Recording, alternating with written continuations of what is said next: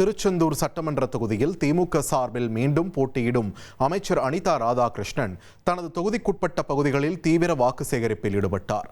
காயல்பட்டினம் நகராட்சிக்கு உட்பட்ட ஓடக்கரை, காயிதே மில்லத் நகர், KTM தெரு, கஸ்டம்ஸ் ரோடு உள்ளிட்ட பல்வேறு பகுதிகளில் பிரச்சாரம் மேற்கொண்ட அனிதா ராதாகிருஷ்ணன் பொதுமக்களை நேரில் சந்தித்து ஆதரவு திரட்டினார். தொடர்ந்து பிரச்சாரத்தில் ஈடுபட்ட அனிதா ராதாகிருஷ்ணனுக்கு அப்பகுதி மக்கள் மற்றும் கட்சியினர் உற்சாக வரவேற்பளித்தனர். சிலம்பம் ஆடி செண்டை மேளங்கள் முழங்க வரவேற்ற நிலையில் பெண்கள் மலர்தூவி வரவேற்பளித்தனர். உங்கள் பொன்னான வாக்குகளை, முத்தான வாக்குகளை சிந்தாமல் சிதறாமல்